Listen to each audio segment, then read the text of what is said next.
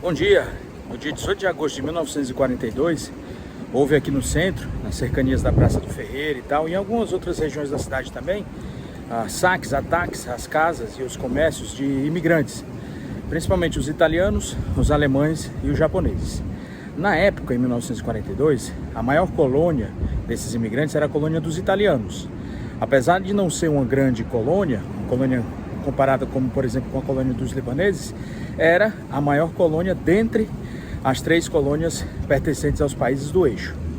Então, vários comércios foram depredados, né? A Casa Veneza, da família De Francesco, vários cafés, as casas, né, da família Ratacaso, a casa foi invadida e tal. E foi um episódio bem marcante aqui, bem violento, na cidade de Fortaleza, em 1942.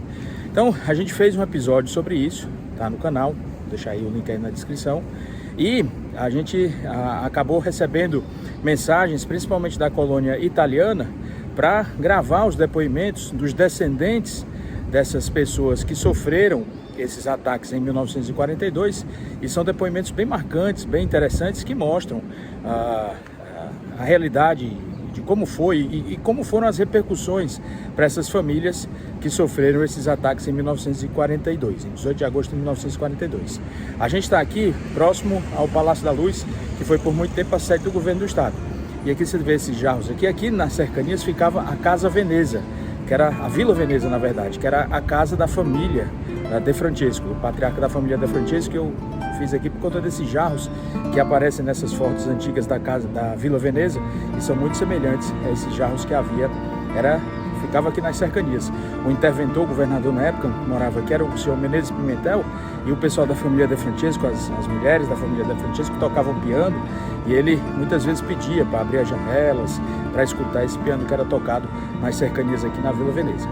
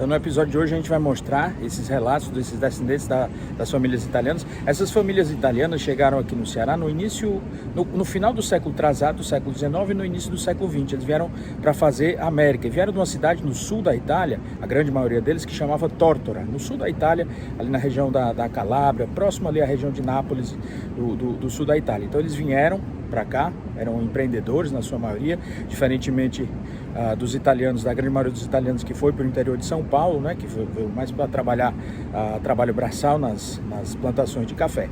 A economia aqui do estado, ela já estava em uma decadência. A economia do Nordeste, né, ela já estava em uma decadência, mas eles eram empreendedores, esses imigrantes italianos, e eles se fizeram muito bem na parte de comércio aqui na cidade, e eram muito bem relacionados com a sociedade, com os governantes e tal, e muito bem quistos também na sociedade. A gente vai escutar isso nesses relatos.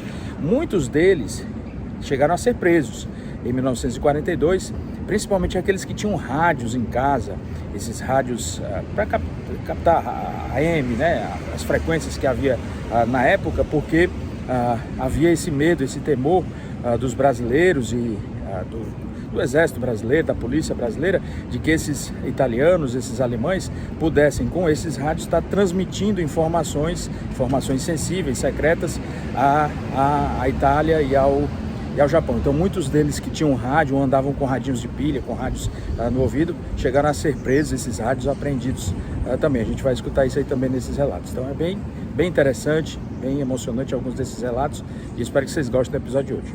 Vamos lá!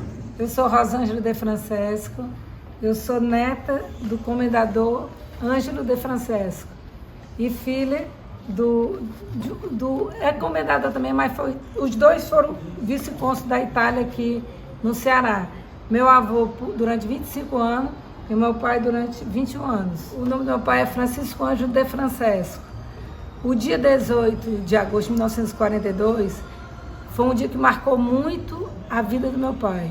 Então, desde de criança, que ele repetia, eu acho que no início a gente nem entendia direito, ele repetia que tinha sido uma coisa muito doída, porque fazia 5 anos que ele era órfão de pai.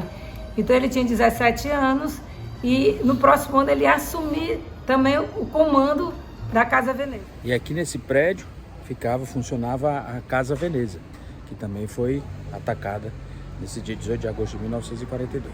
A Casa Veneza eram de três irmãos, certo? E o mais velho era o meu avô. Ele veio primeiro com 13 anos de idade, ficou sendo o tutor dele, o que no futuro seria o sogro dele, certo? O pai da vovó Rosina. Quando ele começou, era muito comum quando os estrangeiros chegavam aqui, eles começavam com um comércio simples, que era com animais, aí eles colocavam os artigos de venda nos animais e iam de porta em porta vender. Aí ele foi ganhando dinheiro e foi chamando os irmãos. E ele orientava o que os irmãos deviam fazer. Aí eles já eram muito bem recebidos na sociedade, eles recebiam sempre, eles eram muito bem quistos, né? E o meu pai falava que ele com 17 anos, ele vinha, já órfão de pai, né? Vinha do Colégio Lourenço Filho, que também era ali próximo ao centro da cidade, e vinha em direção à casa dos meus avós, né? Que eram os pais dele, que era em frente ao Palácio do Governo, que era o antigo, que era onde é a Praça dos Leões, né? O antigo Palácio do Governo. Quando ele ia se aproximando, disseram assim, ó, estão quebrando as casas dos italianos, dos alemães e dos japoneses. Agora, eu imagino hoje o pavor que ele deve ter tido, porque a família de Francesco é uma família muito pacífica, né? Então, eu pensava que era um grupo de pessoas. Quando eu vi o documentário de vocês, eu vi que foi uma onda, né? Uma multidão. Então, eles entraram, eles destruíram. Tem um cofre que ainda tem na casa do meu pai, que eles jogaram do primeiro andar para baixo. Era um cofre pesadíssimo, eu não sei como é que eles conseguiram. Eles saquearam toda a loja. Então, uma coisa que marcou muito meu pai foi ver os amigos dele levando e saqueando as lojas, sabe? Porque eu digo assim, eles se consideravam já brasileiros. O meu avô, quando viajava, ele levava um vidrinho com areia da terra, porque ele dizia, se por acaso eu morrer lá, joga no meu túmulo a areia da minha terra, porque ele considerava aqui terra dele. Meu nome é Leila, eu sou neta do Braz Ângelo de Francesco, e nessa época do quebra-quebra, a mamãe falava muito pra gente que houve saquearam a Casa Veneza e os sapatos descasados sacudiam na casa da vovó. A casa da vovó era na rua São José, próximo ao Paço Municipal. Então, a polícia foi lá, invadiram a casa, revistaram a casa todinha e levaram o rádio para a família não se comunicar e levaram o vovô preso. E a mamãe contava que chorou muito, que iam levar o almoço lá na horta social, o vovô, e lá o senhorista pegava, metia a mão para saber se tinha algum recado, algum bilhete, alguma coisa dentro. Ainda comia na frente da mamãe, dizendo que era muita coisa para um preso. E outra coisa também que ela comentava era que ela estudava no Colégio da Imaculada com o quebra-quebra. O vovô ficou muito mal de situação, teve que estudar na escola normal. E o doutor Ataíde, Austrália Ataíde, que morava na esquina, que era desembargador, conseguiu uma segurança para acompanhar a mamãe até a escola normal, para não ser apedrejada. Porque era muito, muito difícil a vida deles nessa época. E é isso que eu tenho para contar. Eles sofreram muito. Teve um fato do meu tio Vicente, que era casado com a irmã do meu pai, que ele foi comprar peixe. E lá ele tinha mania de andar com radinho de pilha. Aí ele estava com radinho de pilha e perguntou, esse navio vai para onde? Alguém ouviu, denunciou e ele foi preso, porque achava que ele ia se comunicar e ia informar para onde o navio ia, quer dizer, coisas absurdas, né? Eu digo, como a guerra é uma coisa lamentável, né? E a casa dos italianos só não foi destruída pela proximidade com o antigo palácio do governo, né? Meu nome é Clene Lambolia de Francesco. A minha mãe, meu pai era Michele Lambolia e minha mãe Giuseppina de Francesco. Ele veio muito cedo, 1916. Não, 1918, 1918, antes, né? A minha mãe veio no 1924. E a minha irmã mais velha, nasceu na Itália, veio com ela. Meu pai veio na frente e ela veio. Era comércio, meu pai tinha uma loja. Casa Primavera. Eu não vi, né? Porque eu tinha 2 anos e 7 meses. Só me lembro de uma parte da hora que ele foi preso. E queriam levar minha mãe, e eu me agarrei com ela e as outras minhas irmãs, que eram 6 comigo, se agarraram, e os soldados não tiveram coragem de levar. Deixou a minha mãe, levou só meu pai. Destruíram a loja, pegaram o cofre, tiraram o cofre, um machado para abrir o cofre. Isso aí era minha mãe que contava. Não, ele ficou muito ruim de situação financeira.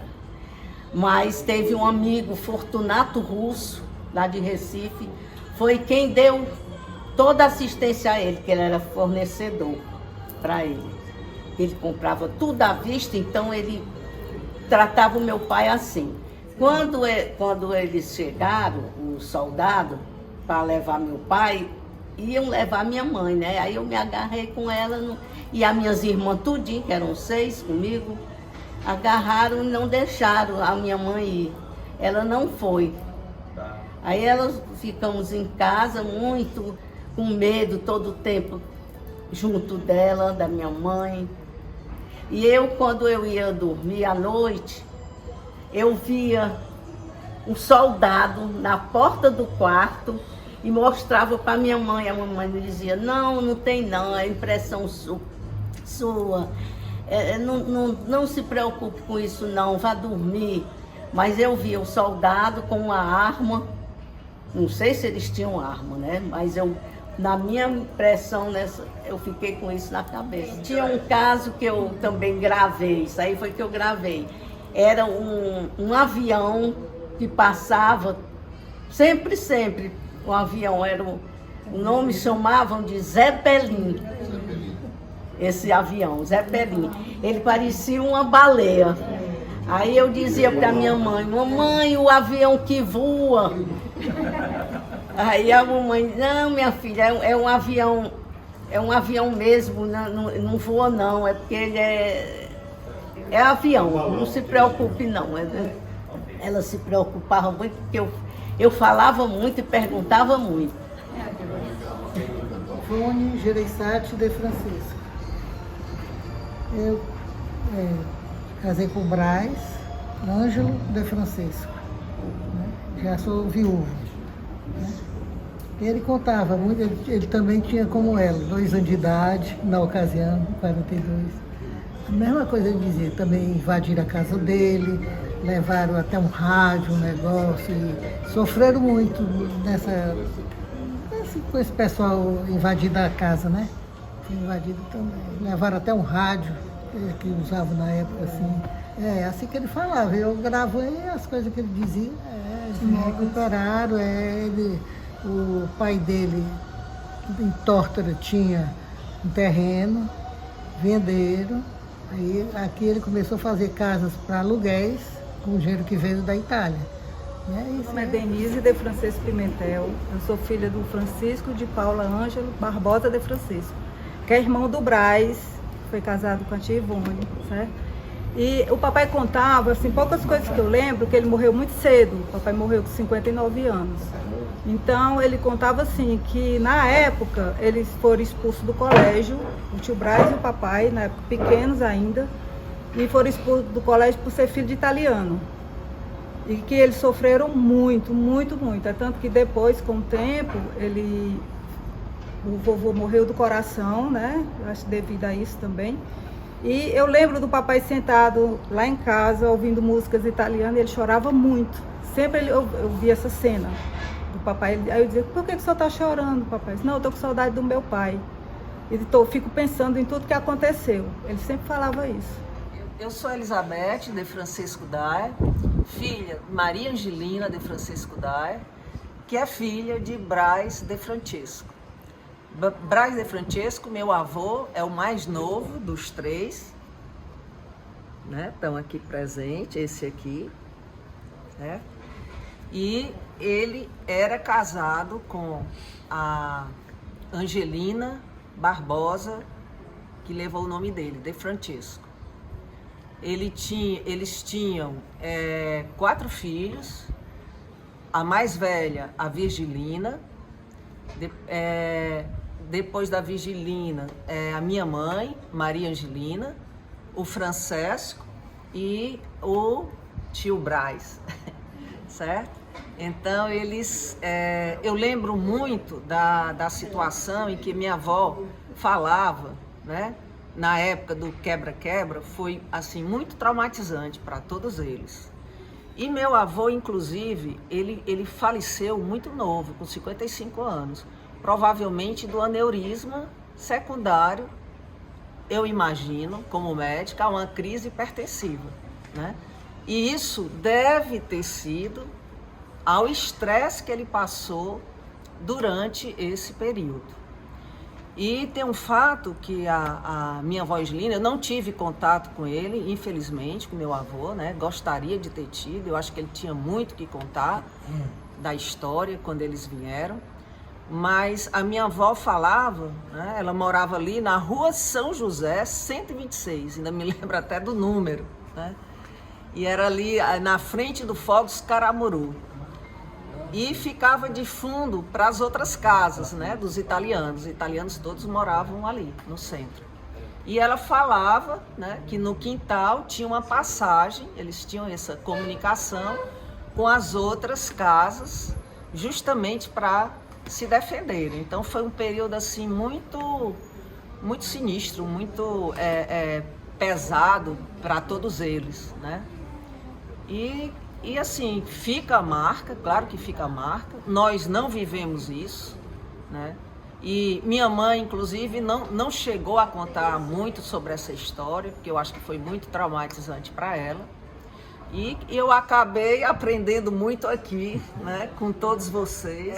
É uma situação que o quebra-quebra, que eu acho que ficou marcado para todas as famílias italianas aqui presentes. Meu nome é Catarina de Francesco, eu sou a filha caçula de Yolanda de Francesco, 4ª filha do seu Salvatore de Francesco.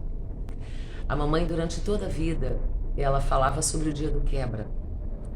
E ela, então, com 11 anos, né, ela falou que tinha ido para casa, ela lembrava que ela tinha ido para casa, ela, os seus irmãos e a vovó tinham ido para casa de uma família, e o vovô tinha sido levado ou para a delegacia ou para os bombeiros, não tenho certeza. E alguns anos antes dela falecer, nós estávamos à mesa e uma senhora ligou para ela. E ela, conversando com essa senhora, ela se emocionou. E ela chorou, mas era um choro suave, era um choro nostálgico, era um choro de gratidão. E depois que ela desligou, eu perguntei para ela, eu falei, por que aconteceu isso? Quem era essa senhora? Quem era essa pessoa? E ela falou que era a filha dos donos da casa para onde eles tinham ido. Ela, seus irmãos e sua mãe tinham ido quando do quebra, porque as residências dos italianos, alemães e japoneses estavam sendo ameaçada de invasão e de quebra também, assim como fizeram com as lojas, com os negócios desses povos. Então foi um momento muito marcante, onde eu achei que eu me senti mais próxima, né? Naquele momento eu presenciei de verdade o que a mamãe tinha sentido naquele momento, porque ela voltou o tempo. Naquela pequena conversa que ela teve com aquela senhora, ela voltou no tempo. E naquele momento eu vi a emoção dela à flor da pele, de uma coisa que, ao mesmo tempo, que não foi uma coisa boa, mas que ela também não conseguia esquecer. E havia muita gratidão no meio, uma gratidão imensa a essa família que a acolheu, a mamãe e seus irmãos e sua mãe. O que eu lembro muito do vovô falar com relação ao quebra-quebra, que ele falava que foi um momento assim muito difícil, né, para eles, assim, para todos os imigrantes. Ele falava que agosto para ele era o mês do desgosto, né, que era um mês que ele sempre acordava assim, tipo, com um coração pesado com relação a agosto. E eu lembro que ele falava que a mãe dele falava que as lojas da Casa Veneza só seriam reabertas se algum papa, né, viesse para o Brasil, né? E aí aconteceu, né, depois teve o quebra-quebra em 1980, o Papa João Paulo II veio para o Brasil e as lojas da Casa Veneza, as 3 foram reabertas, né? Então isso é uma passagem muito importante, assim, porque realmente ela queria que tivesse uma bênção, né, uma unção lá de cima para que realmente fosse abençoado, né? Porque ela sabia que humanamente aquilo era muito ruim, né, do quebra-quebra. E como o vovô já está lá em cima, eu sei que ele está intercedendo por nós, né, aqui que ficamos. Então essa é o que eu mais lembro com relação ao que ele falava, né, Vale? Sim. Um beijo. A minha avó, já viúva na época, ficou tão traumatizada com isso, que ela dizia assim, eu só abro, quando perguntava, quando é que você vai reabrir? Só abro no dia que o Papa vinha ao Ceará, porque era impossível. O Papa não viajava na época, né? Então ela dizia isso. Aí qual foi a surpresa, quando na época minha avó já não era mais viva, o meu pai soube que o Papa vinha. E na época ele era cônsul, ainda teve que ir na comitiva que foi recebê-lo, né?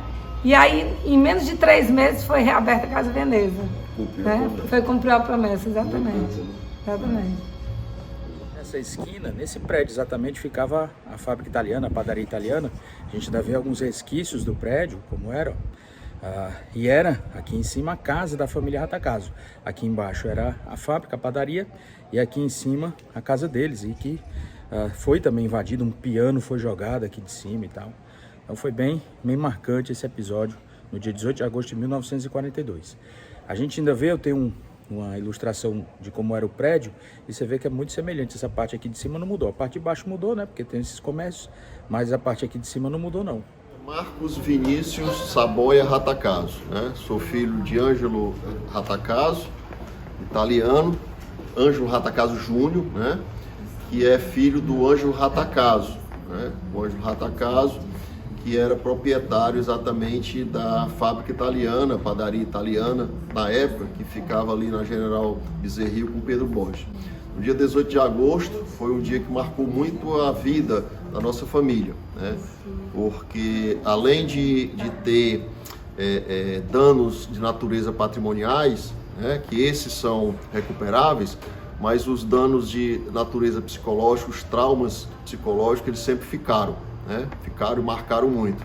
Nesse dia, o meu pai, Ângelo Ratacaso, era pequeno, era criança, ele estava no colégio, quando foram buscá-lo, avisá-lo que estava tendo exatamente o quebra-quebra, que estavam destruindo a fábrica italiana e que estavam querendo exatamente prender toda a família italiana que estava naquele local, juntamente com outras famílias, né? Que já foram faladas aqui. Família de Francisco, a família Fujita, né? Exatamente porque suspeitavam que o nosso país, o Brasil, tinha vínculo com o afundamento daqueles navios que aconteceram, né? Enfim, meu pai marcou muito a vida dele, até enquanto ele era vivo. Meu pai morreu muito novo, morreu com 69 anos, vitimado de câncer de pulmão, né? Fumava muito. Mas voltando aí um pouquinho àquele dia. Naquele dia, só não houve maiores prejuízos para a nossa família, prejuízos de natureza física, porque um oficial do Exército Brasileiro, que era amigo pessoal da nossa família, ele se postou à frente lá da entrada, lá da casa, que era nos altos. No térreo funcionava a fábrica e padaria, e nos altos funcionava a residência da família. Ele se postou lá na escadaria e não permitiu a entrada abrupta daquela turba, porque era uma turba de gente, né? Ele não sabia o que fazer. Eles estavam ali por algum motivo, mas que não sabiam, era uma turba mesmo, né? Tanto é que a gente tem notícias que muitos deles eles eram motivados exatamente para praticar furtos, né? Praticar furtos lá na Casa Veneza, saquear, levar bens materiais, tal. Fujita foram vítima disso, Veneza foi vítima disso, né? E da nossa família, né, nesse dia, né, houve o arremesso de um piano antigo da nossa família, que estava na parte de cima, e o vovô ficou muito aperreado, foi muito nervoso, né? E dias depois ele teve um problema de AVC e veio a internar-se na Casa de Saúde São Raimundo, vindo então a óbito por conta disso, né? Por conta desse evento que marcou muito a vida dele. E trazendo agora um pouco, como é que a gente ficou depois disso? A nossa família, que é oriunda aí, o patriarca, que é o Luigi Mosca, que também faz parte aqui da família aqui do Adriano Ascioli, que ele deve também falar, ele tinha muito patrimônio, né? E o Ângelo Ratacaso também tinha patrimônio, né? E esse patrimônio era exatamente sítios, eram residências, eram casas. O vovô tinha um sítio ali próximo, que hoje é aquele atacadão que fica ali na Bezerra de Menezes, vizinha ali a Aço Cearense. Tanto é que naquela gleba ali tem uma rua com o nosso nome, Rua Ângelo Ratacaso, né? Porque aquela gleba ali toda pertencia à nossa família. E ali era o sítio do vovô. Então o papai conta que ele vinha de lá a pé até a padaria e um cachorro ia atrás todo dia e voltava exatamente nesse percurso, fazia esse percurso, né? Era um sítio veraneio, né? Porque antigamente era assim, as coisas eram muito próximas, né? Então ali era um sítio veraneio lá da nossa família, onde hoje, salvo engano, é o supermercado Açaí. É um desses supermercados aí, vizinha Aço Cearense, né? Então, assim, com esse patrimônio que a gente tinha, foi como a gente conseguiu, né, fazer alguns negócios e colocar isso, a parte comercial, a parte financeira da nossa família, ela conseguiu se erguer. Também tinha comércio de carros, né? Tinha concessionária de carro, trabalhava nessa parte concessionária de carros, então conseguiu se elevar financeiramente. E o papai sempre foi um cara que contava muito isso como um fato que marcou muito a vida dele, né? O papai, ele formou-se em bacharel em Direito, Universidade Federal do Ceará, começou a advogar com um grande advogado aqui de Fortaleza, que era Luiz Estevão, né, Adriano? Né? É o Estevão Mosca. Estevão Mosca de Carvalho, né? E depois o papai, ele foi juiz auditor militar da 10ª Região. Não tem o Carvalho, só Estevão Mosca. Estevão Mosca. O Carvalho é Receita, né? Estevão Mosca. E aí o papai foi ser magistrado federal, juiz auditor militar federal, numa época muito difícil, que era a época da ditadura militar, né? E o papai sempre foi muito justo, né? Tanto é que os presos políticos, todos eles, né, reconheciam aqui o papai como um cara muito justo. O papai não recebia preso torturado, o papai mandava fazer exame de corpo de delito e preso, né? O papai era reconhecido pelos advogados da época que defendiam os presos políticos, Evaldo Pontes, Wanda Sidor, esse pessoal todinho tinha o papai, Antônio Jurandir Porto Rosa, né? Tinha o papai como um homem muito justo, e isso aí refletia exatamente esse passado dele, né? Isso ele sempre dizia: eu não quero ser diferente do que ser justo, porque eu senti na pele o que é uma injustiça, né? Então, assim, o papai, ele sentenciou várias pessoas, mas reconheceu também várias liberdades, né, de várias pessoas, até indo de encontro ao sistema vigente, né, sendo até criticado, né. Papai, uma época, ele foi convidado para terminar uma greve política, uma greve de presos políticos que estava tendo na ilha de Itamaracá, em Pernambuco, né? E o papai, eu fui com ele, acompanhei essa ida dele, né? Eu sempre estava muito perto dele, muito próximo a ele, né? Acompanhei essa ida dele e eu vi o papai entrar numa cela de preso político com vários soldados, e esses soldados com fuzis na mão entrando, ele mandou sair todos. Eu não quero ninguém aqui, fecha a cela, eu vou ficar aqui dentro com eles aqui. Passou mais ou menos umas 4 horas dentro dessa cela, trancado com os presos, sem nenhum segurança. Quando terminou, abriu a porta, a greve terminou, né? E foi reconhecido e tal. Por que eu conto isso, que não tem nada a ver com quebra-quebra? Mas é para fazer um link com o sentimento de justiça e de justeza que aquele dia, né, fez incutir nele, nessa vida profissional dele. Eu acho que isso é um fato muito relevante. E dizer também que ele teve 4 filhos homens, né?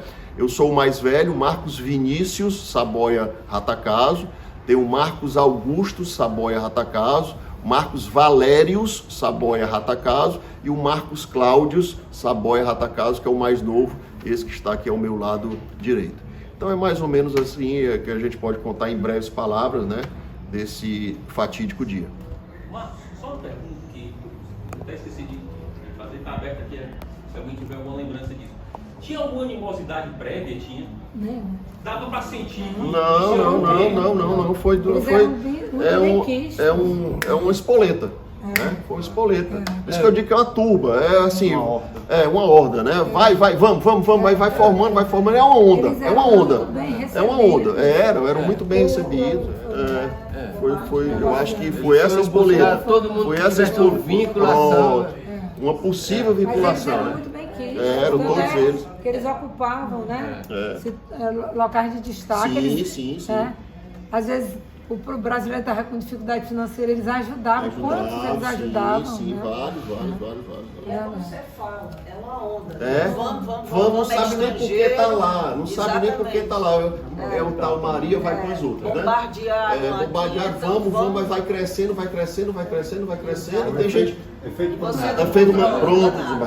manado. Quem está lá atrás não sabe nem com que está. Os lá da frente até que podem saber, mas quem está lá atrás não sabe, efetivamente não. Meu nome é César Carlos Neto, eu sou filho de Marieta e César Carlos e neto de Salvatore e Terezinha de Francesco.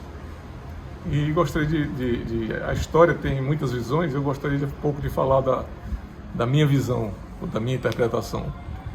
Hoje no Brasil nós somos 30 milhões de descendentes italianos, já é uma coisa muito expressiva. A primeira imigração italiana aconteceu ainda na época do Império, no final dos anos de 1800, por aí, depois que a princesa Isabel, depois que houve a Lei Áurea e que os escravos foram libertos, né? Então houve essa imigração da Europa, especialmente de italianos, para substituir a mão de obra escrava que trabalhava sobretudo nas fazendas de café, especialmente em São Paulo. A segunda, que diz respeito mais a gente, que veio aqui no Ceará, viemos de Tórtora. Tórtora fica a 216 quilômetros de Nápoles, ao sul de Nápoles, na província de Cosenza, na região da Calábria, mais ou menos na bota ali, perto do calcanhar da bota, né? E esses italianos vieram, já foi contado aqui em vários momentos, né?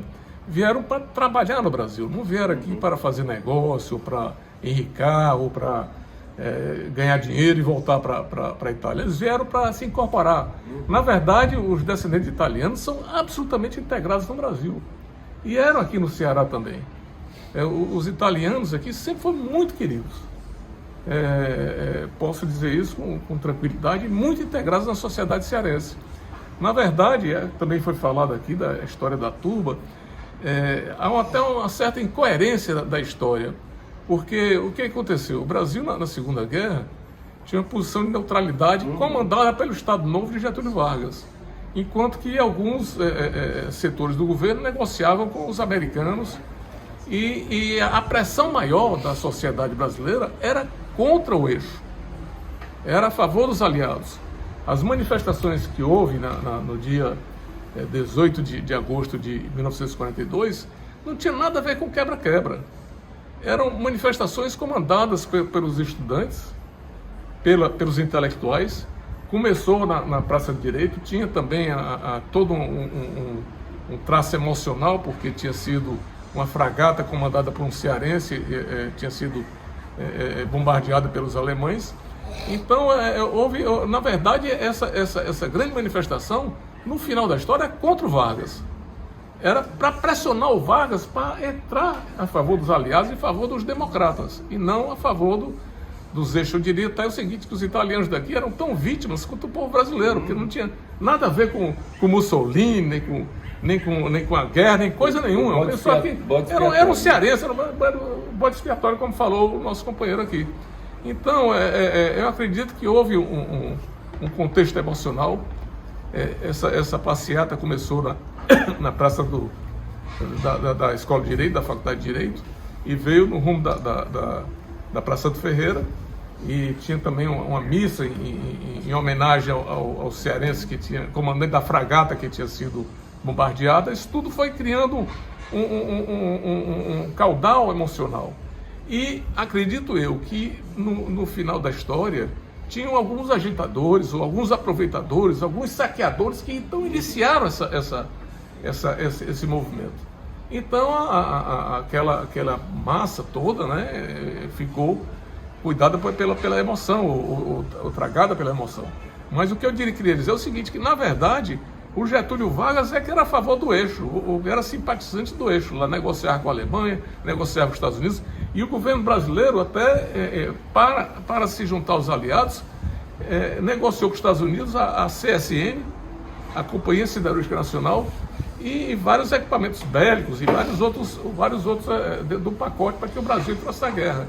Então o movimento era, na verdade, contra o Getúlio.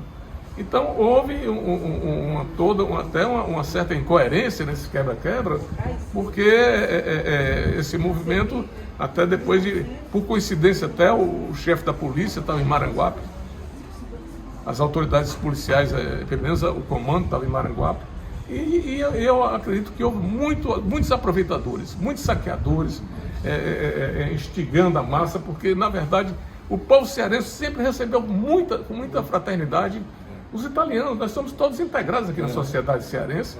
Na sociedade brasileira, o Brasil teve vários presidentes de origem italiana e por aí vai. Então, o Salvatore, meu avô, era com os irmãos, era sócio da Casa Veneza, né? A Casa Veneza foi quebrada, né? Nessa noite. O meu avô Salvatore e a vovó Terezinha ficaram na delegacia. Minha mãe Marieta foi acolhida por famílias cearenses, com toda a fraternidade, naquele dia fatídico. E depois meu avô ficou desencantado, ficou muito desiludido, traumatizado, eu diria até, e sobreviveu graças a alguns imóveis que tinha e tudo mais. E hoje estamos todos nós integrados na sociedade cearense e com todo respeito a todos os valores do nosso querido Brasil. Sou trineto do Luiz de Mosca, bisneto da Bianca Mosca, que emigraram de Gragnano, na comunidade de Nápoles, por volta de 1890. Ele veio Luigi, a esposa dele, Amália Sofia Sorrentino Mosca, e a minha bisavó, que era criança, que eu conheci, né? Ela faleceu em 1970. E eu sempre ouvi essas histórias. Meu pai gosta muito guarda fotos antigas, ele que acabou herdando as fotos da antiga. Eu tenho algumas fotos 3 ou 4 fotos do vovô Luigi em várias fases, né? E achei interessante porque é um quebra-cabeça que a gente vai montando, né? Uma dúvida que eu tinha era essa questão da padaria, que o meu pai falava que teve esse episódio, que a padaria ia ser invadida, e foi muito significativo porque eles moravam lá, né? O negócio era embaixo, que acontecia naquela época, e a casa era em cima, né? Então foi impactante que estava com criança, o pai dele, o Ângelo estava lá, né? Então ele estava no colégio, né? Mas ele vivenciou muito, aquilo foi muito traumático. Então meu pai falava e eu tinha dúvida de que depois tinha a padaria do Ângelo e do meu avô, mas era uma só, né? E na verdade o Ângelo casou com a irmã da minha bisavó, que era Carolina, e irmã da Bianca, né? E ele sucedeu na padaria, né? A padaria foi fundada em 1895, a fábrica italiana, né? E foi meu pai sempre falava que o meu trisavô foi o precursor na fabricação de macarrão. E ele realmente agora com aquela foto, né? E a história até do Ângelo, ela está contada na biografia do nome de rua dele. Fala que ele sucedeu o Luigi na fábrica italiana. E outra que eu descobri na internet é que tinha também na Praça do Ferreira confeitaria italiana, né? Então tem até o registro aqui. Na década de 30 tinha um anúncio nos classificados, né? Então ela tinha essa denominação de fábrica italiana. Fabricava macarrão, mas era padaria. E o meu bisavô era conhecido como Luiz Mosca Italiano, porque como tinham poucos italianos, ele disse, ó, vai comprar padaria vai comprar o pão na fábrica italiana, ou a massa, né? Queria só fazer um link, agora eu lembrei, eu não sei, eu tenho que confirmar. Parece que o nome do meu pai, por conta do Luigi, era Ângelo Luigi Biagio Mosca Ratacasa, e depois ficou Ângelo Ratacasa, o vovô, né? Do meu pai, ficou Ângelo Ratacasa Júnior, mas parece que o nome completo, se eu preciso confirmar, era Ângelo Luigi Biagio Mosca Ratacasa, mas eu tenho que confirmar, só um dado aí. Os italianos que vinham para o Nordeste, eles vinham mais para empreender do que servir de mão de obra. Não é? Então eram pessoas assim mais qualificadas nesse aspecto. Agora, muito afeito ao trabalho, né? Se orgulhava daquilo que eles faziam, né? E o que é que acontece? Causou um estranhamento muito grande o quebra-quebra, que pode ser chamado também, ao meu ver, de saque-saque, né? Por quê? Porque eu digo pelo meu avô, Miguel Laprovitra. Ele reunia no café Íris, que depois do quebra-quebra passou a ser Iracema. Está aqui na Praça dos Voluntários da Pátria. Aqui ficava o café Íris, que era da família Laprovitra. O Antônio Laprovitra vai contar essa história pra gente. Esse café teve que mudar até de nome, ou mudou até de nome para Café Iracema, para ter essa homenagem ao Brasil, né? E foi completamente depredado também, roubaram o maquinário do café e eles acharam interessante porque ficava muito próximo aqui da sede da polícia, aqui na Praça dos Voluntários da Pátria, e mesmo assim foi depredado por essa horda de pessoas no dia 18 de agosto de 1942. No café ele reunia estudantes, intelectuais, políticos, todos lá no café, inclusive autoridades de segurança, porque era na Praça dos Voluntários, era lá próximo, lá a polícia, né? Então, quando chegou, que houve o quebra-quebra, né? E que chegou ao café Íris, que quebraram, mas levaram o maquinário todo do café, inclusive um maquinário novo que tinha, né? Né? Aí causou um estranhamento muito grande ao vovô. Né? Principalmente quando invadiram a casa dele. Ficou só, não levaram a vovó, a Mariana, né?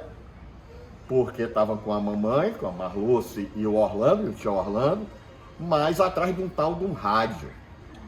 Eles alegavam isso. Atrás de um rádio, tudo, principalmente porque o vovô tinha lutado na Primeira Guerra. Mas observe que na Primeira Guerra a Itália era contra a Alemanha. Não era? E ele chegou aqui, o vovô chegou em 1921. Quer dizer, não fazia sentido. Então, eu acho que, como o César Neto assim, bem colocou, pelo motivo político de Getúlio, que se não fosse o Oswaldo Aranha, ele já tinha assinado um termo de cooperação com a Alemanha, né? A adesão, né? De adesão. E eu sei que o Oswaldo Aranha rasgou isso tudo e tinha essa revolta. Aqui repetindo as palavras, uma grande injustiça, um grande trauma aos italianos.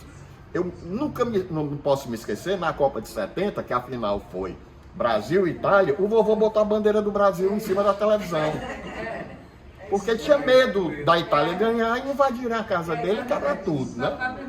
Não é? Eu tinha botado várias bandeiras italianas e aí ele disse, meu filho, bote a bandeira do Brasil. Mas você vê o trauma anos depois, né? Anos depois. E outra coisa, você pode ver que os italianos eles ficaram um pouco mais fechados depois disso. Quer ver uma prova disso? Pronto. Eles se resguardaram até na língua italiana para os descendentes. Né? Eles não tinham interesse porque achavam... Eu era pequenininho, o vovô me levava para casa do primo querido dele, que era o Salvatore de Francesco. Eu rezava italiano para os aplausos da italianada lá. Eu rezava, Ave Maria, tudo. Né? Esqueci tudo isso, né? Fui falar um pouquinho depois, porque tinha esse medo, né? Então, houve mais uma pergunta interessante que a Elizabeth falou, como é que o pessoal de Tórtora chegou aqui? Eu posso dizer que antes do vovô chegar aqui, chegou meu bisavô, pai da vovó Mariana, que era o Giuseppe Guerrera. Ele veio para o Brasil porque ele vinha fazer negócios, ia e voltava. Primeiramente ele passava 3 meses aqui, 9 lá, depois empatou, aí quando deu 9 aqui e 3 lá, a minha avó, né?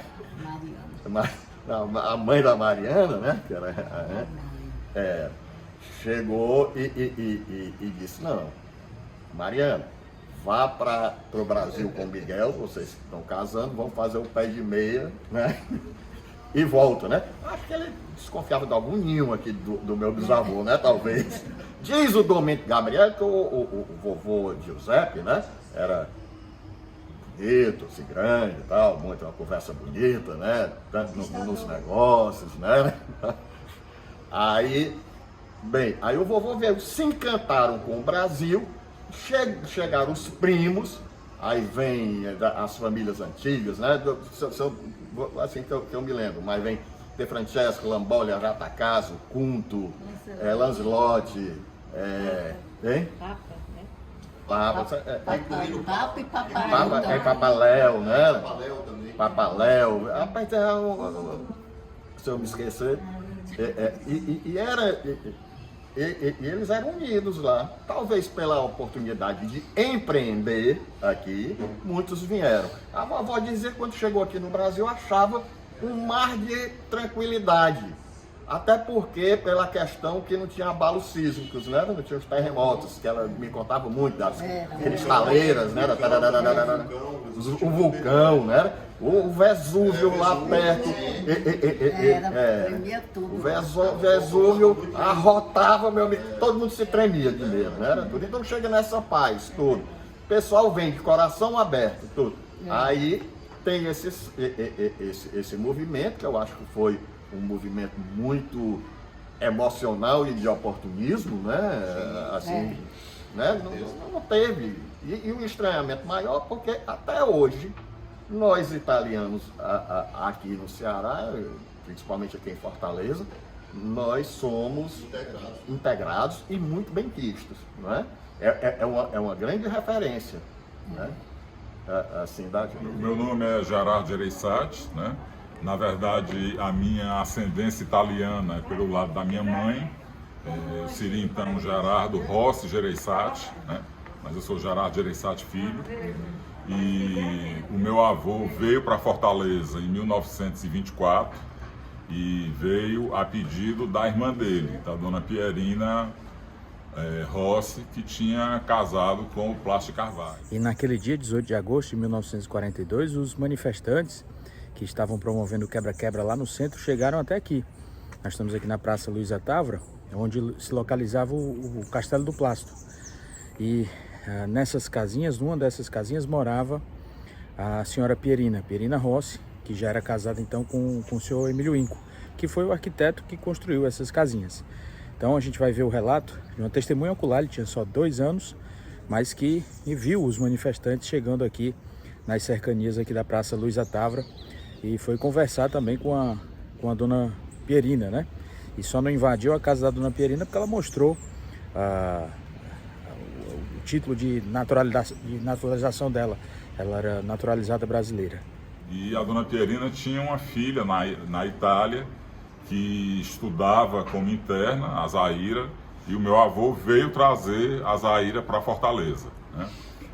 E meu avô depois trabalhou uma época para o Plástico Carvalho, construiu para ele o Excelsior Hotel, né? E depois foi gerente do Excelsior. E durante a guerra, a família soube que estava tendo quebra-quebra na Praça do Ferreira, no centro da cidade. E foi informada que a turma ia lá para a residência do meu avô, que era na rua São Paulo, para tomar o que tivesse dentro da casa, né? Então, o meu avô conseguiu um transporte com a família do seu Manuel Cavalcante, que era um homem rico aqui da cidade, ele era avô do Luciano Cavalcante, e transferiu a família então para Soure, né? Essa história do quebra-quebra, do seu Humberto aqui, tem um pouco a ver com a dona Pierina, que era minha tia, que morava então, na época do quebra-quebra, num daqueles castelinhos, né? Então a turma foi lá, depois de ir na casa do seu Humberto, e quando chegou ela disse, olha, vocês não devem quebrar aqui porque eu sou naturalizada brasileira. E nessa época ela já era casada com o seu Emílio Inco, né? O Plácio tinha morrido há 5 anos atrás. E o seu Emílio já trabalhava para o Exército e a Aeronáutica Brasileira nos projetos da base aérea, né? E aí ela convenceu a turma a não saquear a casa dela e colocou a dispensa de prontidão para eles. Ó, se vocês quiserem, pode levar o que tiver aqui na dispensa, mas eu sou cidadã brasileira já. Então não houve saque na casa dela. O meu avô salvou-se com a família porque foi para Soure, então era como se chamava Calcaia, né? Mas depois ele foi preso, né? E a minha mãe disse que uma das coisas que mais se lembra da época da prisão do meu avô é que na época estava detido lá o pai dos fugitas, né? E ele, assim, sem muita condição financeira, porque a horta dele não estava mais funcionando, né? E ele passava o tempo todo com, ela chamava de um sapato fanabu, né? Que era o sapato de borracha. Essa é uma história, assim, entre os italianos e os japoneses aqui no Ceará. Meu nome é Humberto Barroso Filho. Bom, mas eu estou aqui porque o Gerardo sabe que eu presenciei uma tentativa de arrombamento da nossa casa. Papai estava com 2 anos naquele palacete que ele construiu, 2 andares e tal. Morava muito bem, nós morávamos lá, modestamente lá em Benfica, e viemos para o Aldeota, que passou a ser o bairro nobre de Fortaleza. Então, ele tinha um amor muito grande por aquela casa. Então, eu estava com a mamãe à tarde, assim, mais ou menos 3 da tarde, sentado no terraço, quando de repente a mamãe disse, a turba vem para cá. E eu vi realmente, o pessoal dizia, ali mora seu Humberto Jansen. Aí vieram, né? Eram mais ou menos umas 20 pessoas, tudo com cacete da mão. Aí a mamãe levantou-se, desceu a escada da nossa casa lá, aí foi pro portão, fechou o portão de ferro e ficou na porta, né? Aí veio aquele pessoal, um batendo no chão com aquele pau. Quando chegaram ali à frente lá de casa, olharam para a mamãe, aí uma pessoa disse, ela está grávida, não vamos fazer isso não, vamos deixar aqui, vamos poupar essa casa aqui. Aí, graças a Deus, não invadiram a nossa casa, graças à gravidez da mamãe. Na verdade, a origem da família não é alemã, é judia. E assim, a multidão aqui, depois de atacar as casas comerciais, foi atacar as residenciais e foram em casas de famílias que eram, na verdade, judaicas, né? É um pouco o que aconteceu com a Casa Pernambucana, né? Porque a Casa Pernambucana, ela era de um sueco, né? E o sueco empregava judeus, né? Ele empregou vários judeus que a gente sabe aqui, vieram morar aqui em Fortaleza depois, né? E alemães também, e pessoas de outras, Eu conheci o Guilherme de outras descendências. a esposa do Isso, Guilherme. o seu Guilherme era O seu judeu. Guilherme era judeu. Muito amigo o seu do meu pai. Peterson era judeu, né? Nas casas Então, pernambucanas. esse povo todo foi empregado da Casa Pernambucana. Isso. E a Casa Pernambucana, junto com a Casa Veneza, foram a fábrica do Ratacaso, foram os empreendimentos comerciais que mais sofreram aqui na cidade, né? No quebra-quebra? Sim. Sim, eu era garoto naquela época, né? Estava lá no Lourenço Filho. E eu observei muita coisa, inclusive depois dos comentários, né? Que aquilo tinha sido, na verdade, um verdadeiro saque, um roubo, que aquilo não tinha condição nenhuma. E tempos depois ainda falei com minha sogra, que é italiana, é a mãe da Leila, e ela então relembrou aquele tempo. E tinha muita raiva do Dr. Pimentel, porque disse que o Dr. Pimentel não fez nada. O Menezes Pimentel, que era o governador, interventor. né? Interventor. Pois é. E o Dr. Pimentel não tinha condição nenhuma de fazer aquilo. Ele, apenas com aquela parcimônia dele, ele procurou se manter ali na retaguarda e esperar os acontecimentos. Agora, aquilo ali, apesar de eu ser muito jovem ainda, na época, eu estava na Praça Zé de Alencar assistindo o pessoal correndo com os objetos e com tudo, que me revoltou bastante, apesar da minha idade. Aqui não havia razão nenhuma de ser, não tinha condição nenhuma. Pois é isso.